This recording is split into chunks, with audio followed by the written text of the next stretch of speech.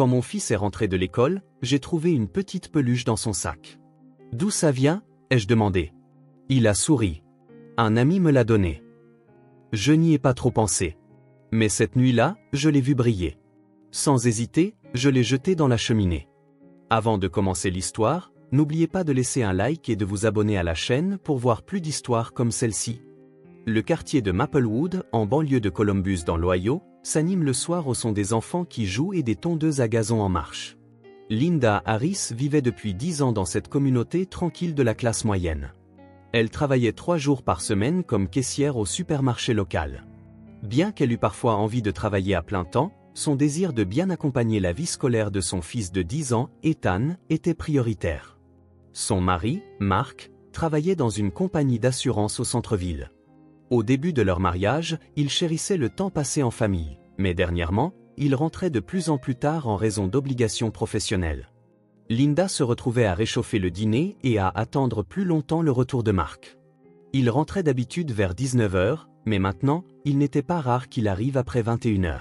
« Bon retour à la maison, chérie », disait Linda en entendant Mark enlever ses chaussures à l'entrée, mais elle se sentait souvent partagée en voyant son expression fatiguée.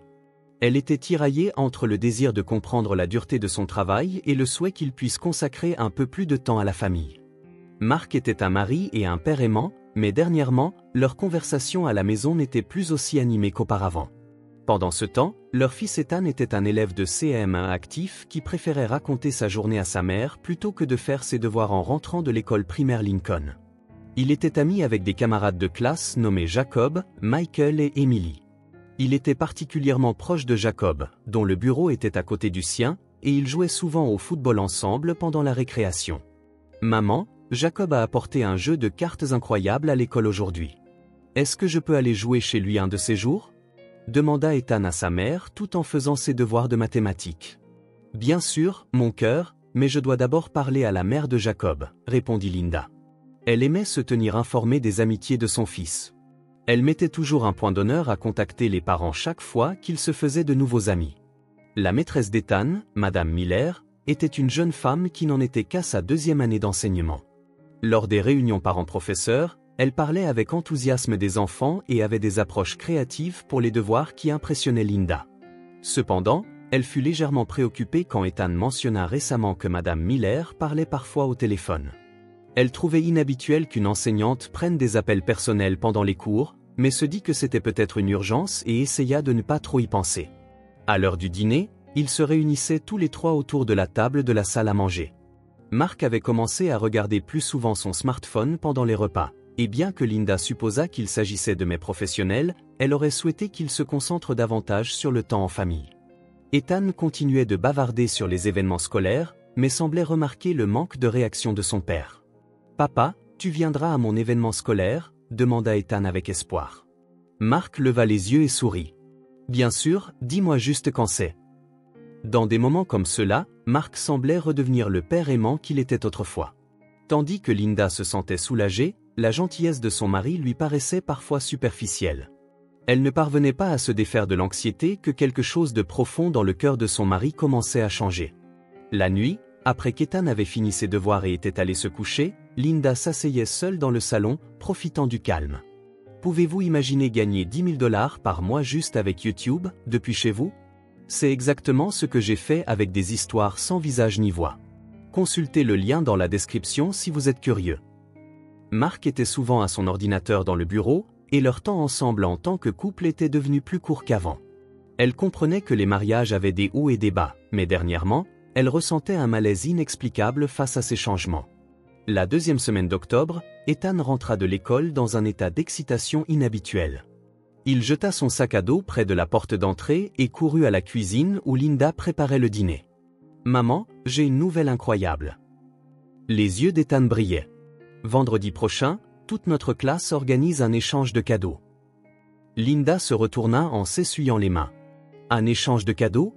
Quel genre d'événement est-ce? » On tire au sort des noms pour décider à qui offrir des cadeaux, et ce que tu reçois est une surprise jusqu'au jour de l'événement, continua Ethan avec enthousiasme. Madame Miller dit que c'est une activité spéciale pour renforcer les amitiés. Ce soir-là, Linda sortit l'avis de l'école du sac à dos d'Ethan. Le papier, intitulé « Événement d'échange de cadeaux pour approfondir l'amitié », contenait en effet exactement ce que Ethan avait décrit. Il stipulait que les cadeaux ne devaient pas coûter plus de 10 $, que les partenaires seraient choisis par tirage au sort le jour de l'événement, et que la participation de tous les élèves était attendue. En lisant l'avis, Linda se sentit légèrement mal à l'aise. Habituellement, les événements scolaires nécessitaient des explications détaillées et des formulaires de consentement pour les parents, mais cet avis semblait trop bref. Cependant, voyant à quel point son fils était excité, elle reconsidéra, se disant qu'elle s'inquiétait peut-être trop pour de petits détails. Le lendemain soir, Mark rentra exceptionnellement tôt. En regardant l'horloge, il n'était même pas encore 19 heures. Linda fut surprise mais ravie, pensant qu'ils pourraient dîner ensemble en famille pour la première fois depuis longtemps.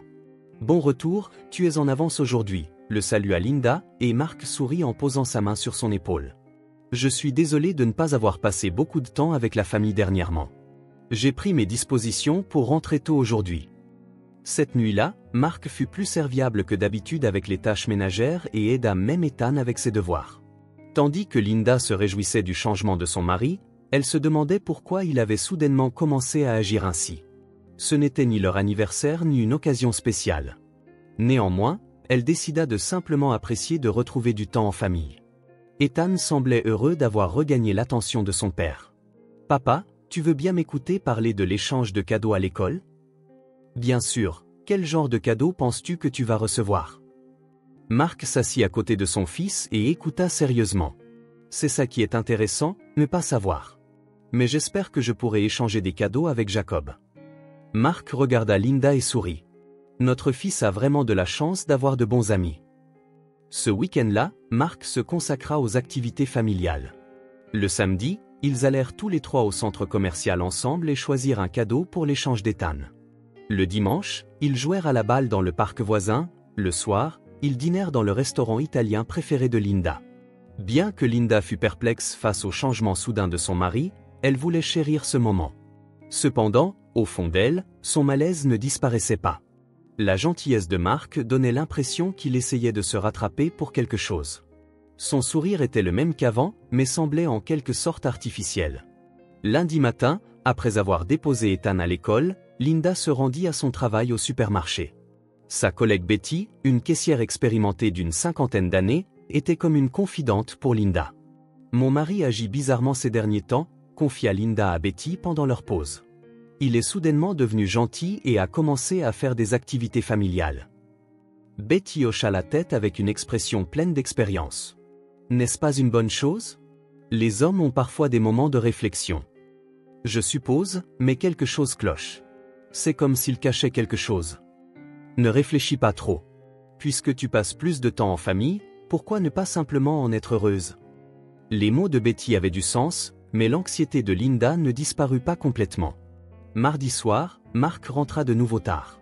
Quand Linda lui demanda pourquoi, il expliqua « Un gros projet est en cours. Je risque d'être occupé pendant un certain temps. » Fini la gentillesse du week-end. Il mangea son repas avec une expression fatiguée et se retira rapidement dans son bureau. Mercredi, quand Ethan rentra de l'école, il commença à parler plus en détail de l'événement d'échange de cadeaux. Madame Miller dit que cet événement a une signification spéciale. Il ne s'agit pas seulement de liens d'amitié, ce sera un souvenir important même quand nous serons adultes. En écoutant son fils, Linda se sentit mal à l'aise face au choix des mots de Madame Miller. L'expression « souvenir important même quand nous serons adultes » n'était-elle pas un peu dramatique pour des élèves de CM1 ? Alors, quel genre de cadeau Jacob a-t-il dit qu'il préparait ? C'est un secret, mais il a dit que c'était quelque chose de vraiment spécial. Je veux aussi surprendre Jacob, alors j'ai préparé un très bon cadeau. Jeudi soir, Linda attendait le retour de Mark dans la chambre.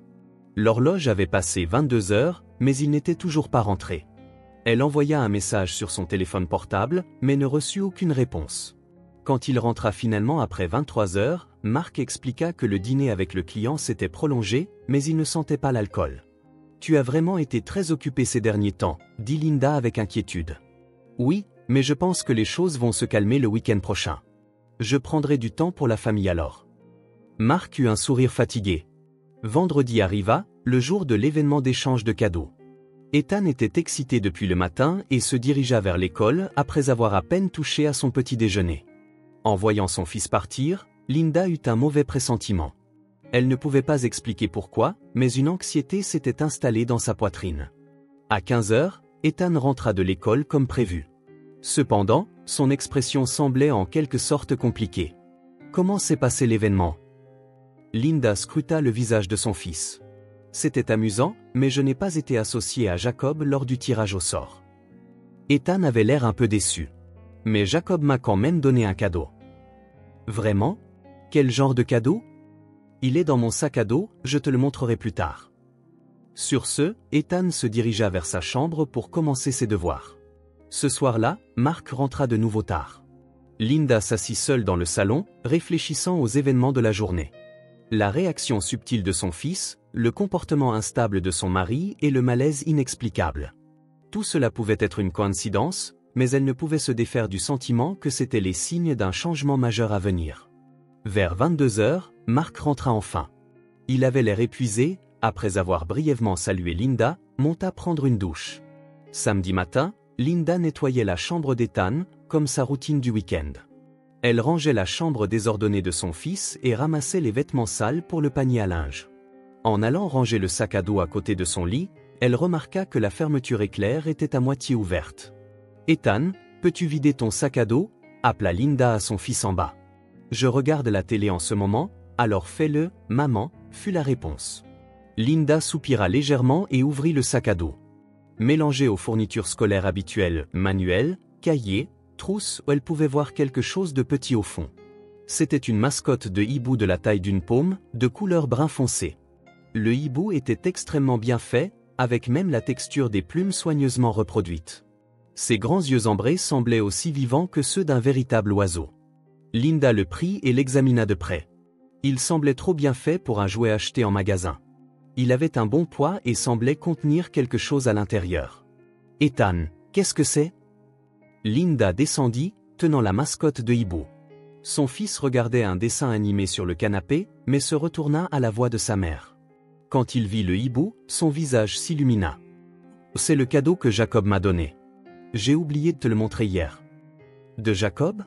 Mais hier, tu as dit que tu n'avais pas été associé à lui lors de l'échange, n'est-ce pas ? Ce n'est pas un cadeau officiel. Jacob a dit, je veux te donner ça spécialement à toi. Il a dit, c'est un signe d'amitié. Expliqua Ethan joyeusement. Linda regarda de nouveau le hibou de plus près. Il était certainement magnifiquement fait, mais semblait un peu cher pour qu'un enfant de 10 ans l'offre en cadeau à un ami. Est-ce que la mère de Jacob est au courant qu'il a offert un cadeau d'apparence aussi coûteuse ? Je ne sais pas, mais Jacob a dit, c'est un hibou spécial qui protège celui qui le possède. Cool, n'est-ce pas ? Linda sourit et rendit le hibou à son fils. C'est un beau cadeau, mais prends en bien soin. Cet après-midi-là, Linda alla faire les courses avec Mark. Chose inhabituelle, son mari avait proposé de l'accompagner en voiture. Linda parla du cadeau d'Ethan. Mon fils a reçu cette mascotte de hibou très détaillée de son ami. Elle a l'air un peu chère, alors peut-être devrais-je rendre visite à l'autre famille pour les remercier. Mark répondit en agrippant le volant, ce sont juste des enfants qui s'échangent des cadeaux, non ? Peut-être vaut-il mieux ne pas en faire toute une histoire. Tu pourrais mettre l'autre famille mal à l'aise. Peut-être, mais par courtoisie. Linda, tu réfléchis parfois trop. Si notre fils est heureux d'avoir reçu un cadeau de son ami, c'est tout ce qui compte. Il y avait une fermeté inhabituelle dans les mots de Mark. Linda se sentit mal à l'aise mais évita toute discussion supplémentaire.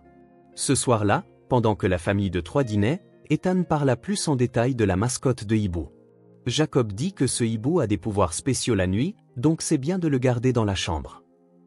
Quel genre de pouvoirs spéciaux ? S'intéressa Linda. Il te protège des mauvais rêves et il veille toujours sur celui qui le possède. Mark continua de manger en disant, c'est de l'imagination enfantine, mais tu dois chérir les sentiments de ton ami. Cette nuit-là, Ethan emporta en effet la mascotte de hibou dans sa chambre.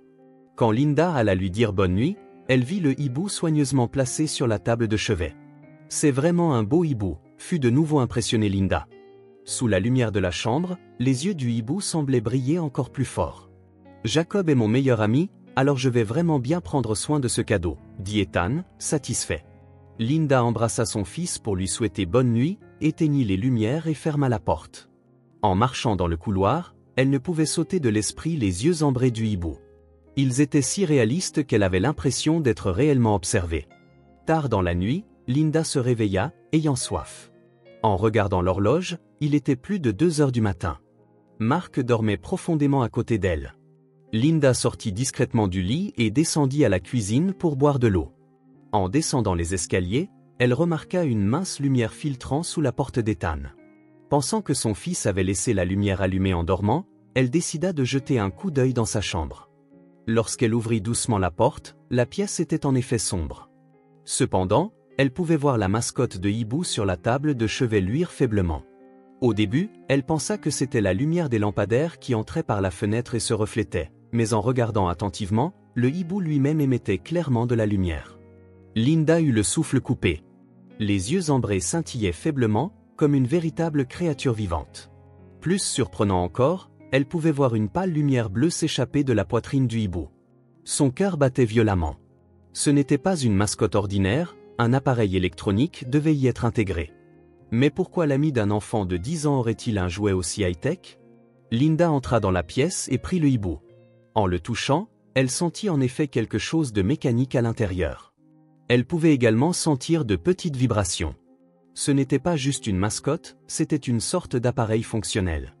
La peur lui parcourut l'échine. Pourquoi une telle chose se trouvait-elle dans la chambre de son fils?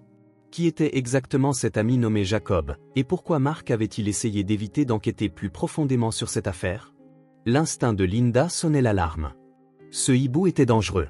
Pour protéger son fils, elle devait s'en débarrasser immédiatement. Sans hésiter, elle saisit le hibou et se dirigea vers le salon en bas. Linda fixa de nouveau le hibou. Il était magnifiquement fait, mais avait une qualité inquiétante qu'elle ne pouvait identifier. Ses yeux ambrés auraient pu surveiller son fils et sa famille. « Je suis désolée, mais nous ne pouvons pas garder ça dans notre maison », murmura Linda avant de jeter le hibou dans la cheminée. La mascotte s'embrasa vigoureusement. Cependant, contrairement au bruit du tissu ordinaire qui brûle, elle entendit des sons de quelque chose qui éclatait et de métal chauffé de l'intérieur des flammes. De petites étincelles jaillirent de l'intérieur du hibou, et elle put clairement entendre le bruit de composants électroniques en train de brûler. La supposition de Linda était correcte. Ce n'était pas juste une mascotte, une sorte d'appareil électronique, probablement un dispositif d'écoute ou de surveillance, y avait été caché. Linda resta assise devant la cheminée jusqu'à ce que les flammes s'éteignent. Tout en se disant que c'était une action pour protéger sa famille, elle se demandait comment elle expliquerait cela à son fils le lendemain. Et plus que tout, elle avait besoin de connaître la vérité derrière cet incident.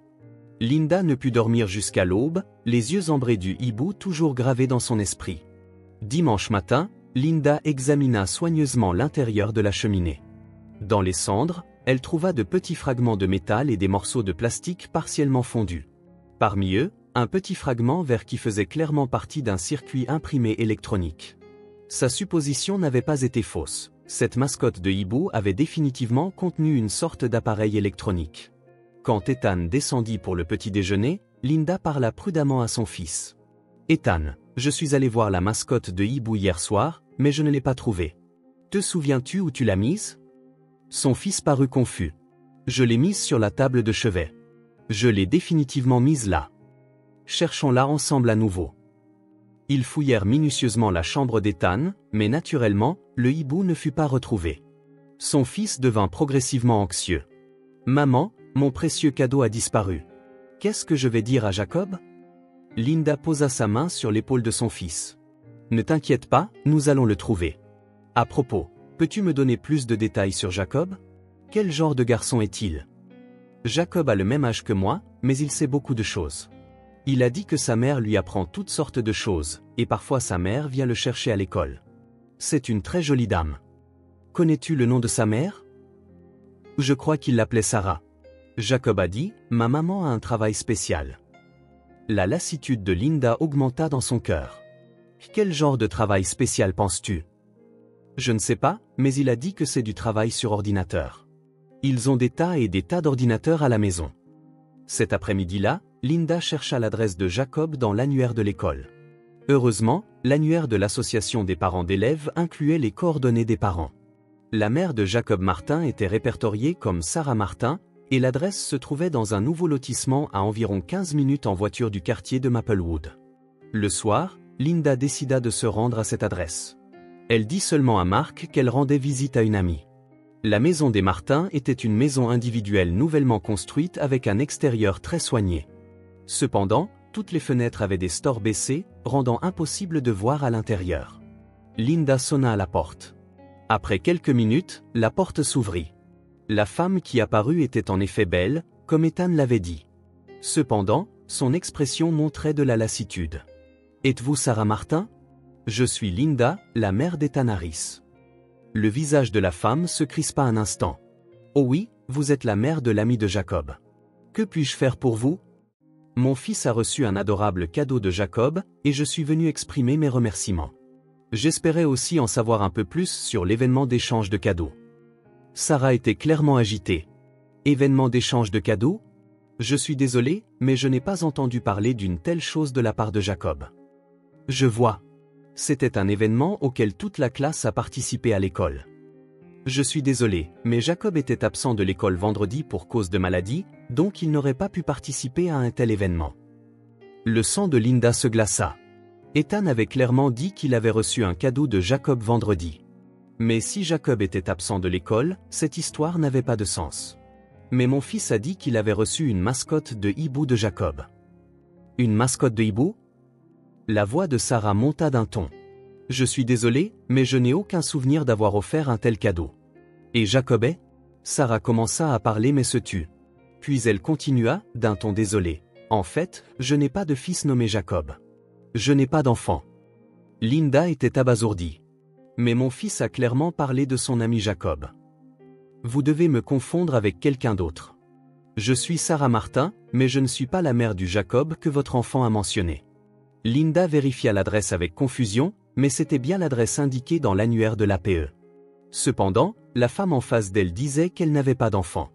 Je suis désolé, il semble y avoir eu une erreur. Linda inclina la tête. Dans la voiture, sur le chemin du retour, Linda essaya d'organiser la situation. L'ami nommé Jacob dont son fils avait parlé n'existait peut-être pas. Alors, qui lui avait donné cette mascotte de hibou ? Quand elle arriva à la maison, Ethan faisait ses devoirs. Linda demanda prudemment à son fils. « Ethan, quand as-tu parlé à Jacob pour la dernière fois ? » Pendant l'événement d'échange de cadeaux, vendredi. C'est là que j'ai eu le hibou. Mais selon la mère de Jacob, Jacob était absent de l'école vendredi. Ethan parut confus. Ce n'est pas possible. Il était bien là, et j'ai eu le cadeau aussi. Ethan, réponds honnêtement. Y a-t-il vraiment un ami nommé Jacob, ou as-tu reçu le cadeau de quelqu'un d'autre ? Son fils resta silencieux pendant un long moment. Puis il parla enfin. En fait, c'est Madame Miller qui m'a donné le hibou. Le cœur de Linda faillit s'arrêter. Madame Miller ? Pourquoi la maîtresse ? La maîtresse m'a appelé et m'a dit, c'est un cadeau spécial, mais garde le secret vis-à-vis de ton père et de ta mère. Alors j'ai dit que je l'avais eu de Jacob. Pourquoi fallait-il garder le secret ? La maîtresse a dit, les adultes ne comprennent parfois pas les amitiés spéciales des enfants, mais était-ce vraiment mal ? Linda serra son fils dans ses bras. Tu n'as rien fait de mal. Mais pourquoi la maîtresse ferait-elle une chose pareille ? Juste à ce moment-là, elle entendit le bruit de la porte d'entrée s'ouvrir. Mark était rentré. Ses pas résonnèrent dans le couloir, et elle put l'entendre s'approcher du salon. Linda, je suis rentré, entendions la voix de Mark. Cependant, il y avait une tension inhabituelle dans sa voix. Linda chuchota à son fils Ethan, ne parle à personne de ce dont nous venons de discuter. Promets-le-moi. D'accord, maman. Mark entra dans le salon. Son expression était plus dure que d'habitude, et elle pouvait y lire quelque chose comme de l'anxiété. Où es-tu allé aujourd'hui ? Juste chez une amie, répondit vaguement Linda. Je vois. Mark commença à dire quelque chose mais s'arrêta. Puis il regarda Ethan et sourit. Mon fils, qu'est-il arrivé au cadeau que tu as reçu de ton ami ? En prends-tu bien soin ? Ethan regarda sa mère avant de répondre, oui, j'en prends bien soin. Cette nuit-là, après que Mark se fut enfermé dans son bureau, Linda organisa la situation seule. Pourquoi Madame Miller avait-elle donné un dispositif d'écoute à son fils, et pourquoi Mark montrait-il un intérêt anormal pour cette affaire ? Tous les mystères semblaient converger vers une terrifiante possibilité. Lundi matin, après avoir déposé son fils à l'école, Linda se rendit directement au bureau du directeur. Le directeur James parut surpris en accueillant Linda. « Madame Harris, qu'est-ce qui vous amène ? Y a-t-il une urgence? Linda expliqua calmement la situation. Elle rapporta en détail que son fils avait reçu une mascotte contenant des appareils électroniques de la part de son enseignante, Madame Miller, qu'on lui avait demandé de garder le secret, et que lorsqu'elle l'avait brûlé dans la cheminée, il y avait bien des composants électroniques à l'intérieur. Le visage du directeur devint pâle. C'est une affaire très sérieuse. Appelons Madame Miller tout de suite. 30 minutes plus tard, Madame Miller fut appelée au bureau du directeur. La jeune enseignante, dans la fin de la vingtaine, était clairement agitée en voyant Linda. Madame Miller, Madame Harris a fait une allégation sérieuse. Veuillez vous expliquer concernant le fait d'avoir donné un dispositif d'écoute à Ethan. Madame Miller tenta d'abord de nier, mais lorsque Linda lui montra des photographies des composants électroniques brûlés, elle céda et commença à parler. J'avais une relation personnelle avec Mark Harris. Il m'a demandé de me renseigner sur la situation à la maison, et j'ai juste... Sa voix tremblait. Il a dit qu'il envisageait de divorcer et voulait des preuves qui lui seraient favorables dans une bataille pour la garde. Linda demanda calmement, « Quel genre de relation avez-vous avec mon mari? » Nous sortons ensemble depuis 6 mois. Il disait que les choses n'allaient pas bien avec sa femme. Le directeur appela immédiatement la police. La conduite inappropriée de Madame Miller envers un enfant, l'atteinte à la vie privée et l'abus d'autorité dû à une liaison étaient clairement des actes criminels. Ce soir-là, quand Mark rentra à la maison, Linda et un policier attendaient dans le salon. Le visage de Mark devint complètement pâle. « Mark Harris, vous devez être interrogé concernant des accusations d'écoute clandestine », annonça l'officier. Les développements ultérieurs furent rapides. Mark nia d'abord tout, mais face aux témoignages et aux preuves de Madame Miller, il dut admettre la liaison et la surveillance à domicile. Il avait essayé de rassembler des preuves montrant Linda comme une mauvaise mère pour obtenir un avantage dans la garde des enfants. Madame Miller vit sa licence d'enseignement révoquée et fut inculpée pénalement pour conduite inappropriée envers un enfant. Mark fut également poursuivi comme complice et licencié de son entreprise. La procédure de divorce se déroula plus facilement que prévu. Avec la liaison et les activités illégales de Mark révélées, il n'y eut aucune objection à ce que Linda obtienne la garde. La pension alimentaire et les paiements de soutien aux enfants furent également convenus dans des conditions relativement bonnes en raison de la culpabilité de Mark. 6 mois plus tard, Linda et Ethan avaient commencé une nouvelle vie dans un nouvel appartement. Ethan s'était fait de nouveaux amis dans sa nouvelle école et semblait plus épanoui qu'auparavant. « Maman, ma nouvelle maîtresse est vraiment gentille », rapporta Ethan au dîner. « Elle ne donne pas de cadeaux bizarres ni ne me dit de garder des secrets. » Linda sourit aux mots de son fils. C'est comme ça que ça devrait être. Les adultes ne devraient pas forcer les enfants à garder des secrets. Maman, je suis content que tu aies brûlé ce hibou à l'époque. Il était effrayant. Un dimanche après-midi, Linda pique-niquait avec son fils dans le parc voisin. Pendant qu'Ethan jouait sur les balançoires, Linda s'assit sur l'herbe, réfléchissant aux 6 derniers mois. La trahison de son mari avait été douloureuse, mais elle était heureuse d'avoir appris la vérité. Plus important encore, elle avait pu protéger son fils du danger. Si elle n'avait pas suivi son instinct cette nuit-là et brûlé le hibou, la surveillance aurait continué et aurait pu entraîner des conséquences plus graves. « Maman, est-ce que je peux jouer avec mon nouvel ami Ryan la semaine prochaine ?» Ethan accourut vers elle. « Bien sûr, mon cœur, mais je dois d'abord parler à la mère de Ryan. »« Je sais. Cette fois, c'est un vrai ami, donc il n'y a rien à cacher. » Linda serra son fils dans ses bras. À travers cette expérience, elle avait appris qu'une vraie famille ne reposait pas sur les liens du sang ou les formalités, mais sur des liens de confiance et de protection mutuelle. Un lien plus fort qu'avant s'était formé entre elle et Ethan. Alors que le coucher de soleil peignait le parc d'or, la mère et le fils rentrèrent chez eux main dans la main. La période difficile était terminée, et une nouvelle vie avait commencé. Linda était convaincue que, quelles que soient les épreuves qui les attendaient, elle et son fils pourraient les surmonter ensemble. Avec le courage de voir la vérité et la détermination de protéger sa famille, toute difficulté pouvait être vaincue.